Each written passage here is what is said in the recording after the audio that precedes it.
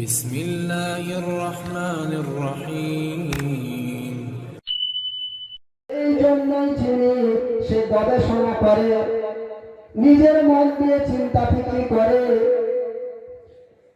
আর রাত্রি অন্ধকারে দুটো হাত আমার দিকে তুলে আল্লাহর কাছে ফরিয়াদ করে কাঁদে, ইলাহুল আলামিন, পৃথিবীর কাউকে চিনার প্রয়োজন আমার নেই।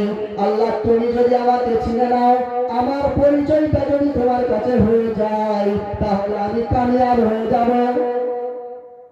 কি হয়ে যাবে? কামিয়াব হয়ে যাব।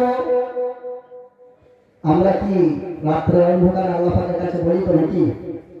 বলি? হায় হায় হায়, আজ মানুষ ধোকায় পড়ে রয়েছে। ধোকা,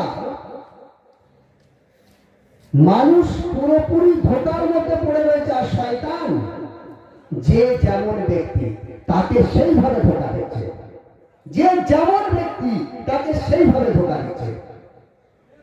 বুঝে আসছে কথা? শয়তান ধোকা দিতে কাউকে ছাড়ে না। ইন্না শাইতানা লিল ইনসানি আদুউম মুবিন। সূরা ইউসুফের মধ্যে আল্লাহ পাক বলেছেন, নিশ্চয়ই শয়তান মানুষের জন্য খুল্লাম খুল্লা শত্রু। এর চাইতে বড় দুশমন মানুষের জন্য আর কেউ নেই।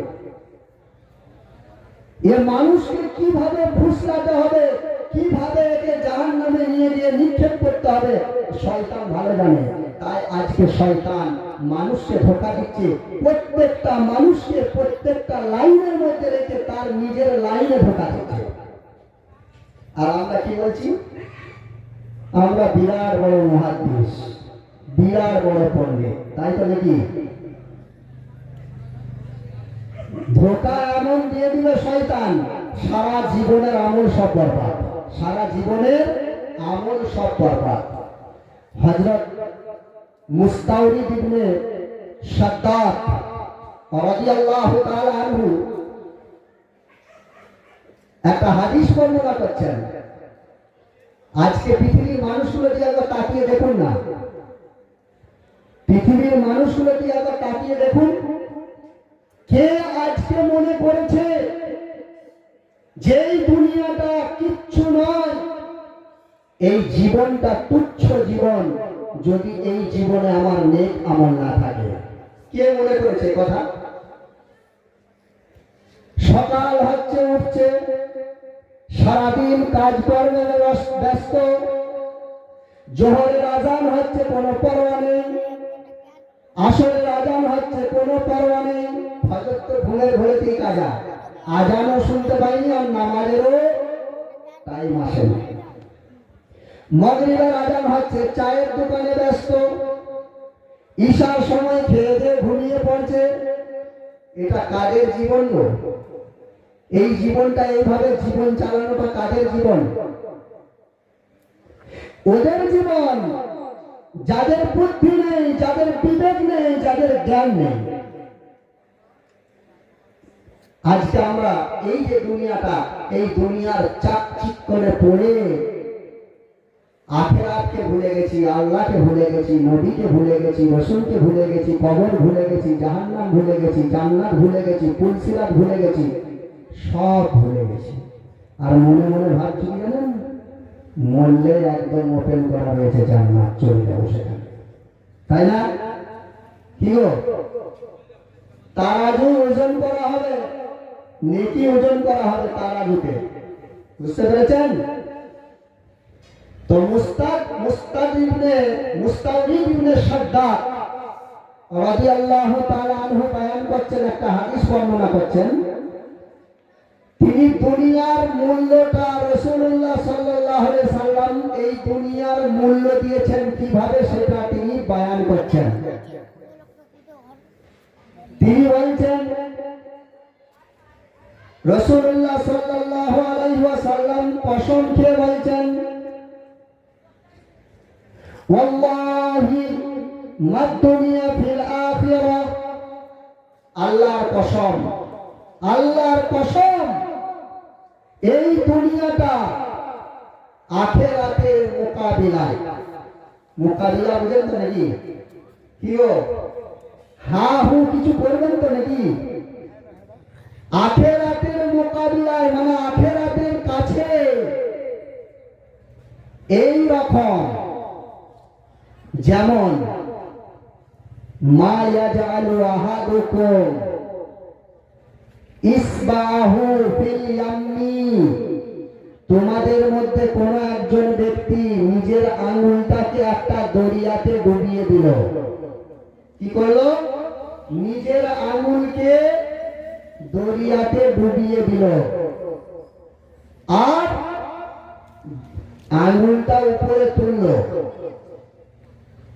ফালিয়াঙ্গুর বিমা ইয়ারজিউ, আর সে আঙুলে দেখতে পেল অতটা পানি যতটা সে সমুদ্র থেকে নিয়ে এসেছে। এরপর বলুন, সমুদ্রে একটা ব্যক্তি আঙুল যদি ডুবিয়ে দেয় সমুদ্রের কতটা পানি আসবে?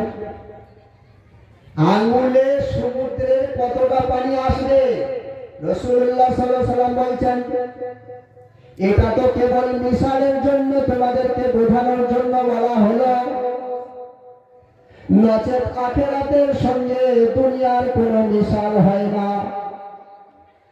একজন ব্যক্তি সমুদ্রেতে আঙুল ডুবিয়ে তুলে দিল হাতটা, আর তার আঙুলে যতটা পানি এলো এটা হচ্ছে সারা দুনিয়া, আর সমুদ্রের মধ্যে যে পানিটা রয়ে গেল এটা হচ্ছে আখিরাতের মিসাল। আজকে সেই দুনিয়ার জন্য আমরা নাফরমান, গুনাহ, আল্লাহকে ভুলে চুরি করা, মারামারি, লোকের গীবত করা, লোকের ইজ্জতের হানি করা, কি ভাই করছি কি করিনি? করছি। সেই জন্য আমাদেরকে তওবা করে ফিরে আসতে হবে, কারণ এই দুনিয়াটা থাকার জায়গা নয়। এই দুনিয়াটা থাকার জায়গা? একজন হাত তুলে বলুন তো কে থাকবেন এই দুনিয়াতে? একজন হাত তুলে বলুন যে দুনিয়াতে আমি থাকতে পারি, হামেশাই থাকবো। লাউ কানাতিদ দুনিয়া মুখাল্লাদুন মা মাতা মুহাম্মাদুন। ও বিশ্বের মানুষ, কান খুলে নাও, কানের পর্দা হাটিয়ে দাও, কান দিকে শ্রবণ করে অন্তরেতে কথা জড়িয়ে নাও, বসিয়ে নাও।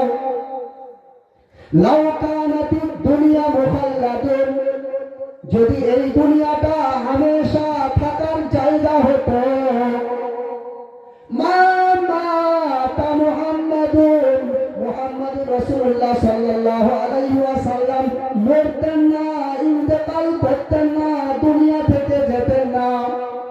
কারণ আল্লাহ রাব্বুল আলামিনের কাছে সারা বিশ্বতে যত কিছু আছে, যা কিছু আছে, বরং আসমান আর জমিনে সব মিলিয়ে মুহাম্মদুর রাসূলুল্লাহ সাল্লাল্লাহু আলাইহি ওয়াসাল্লাম আল্লাহ পাকের কাছে সবচাইতে বেশি প্রিয়।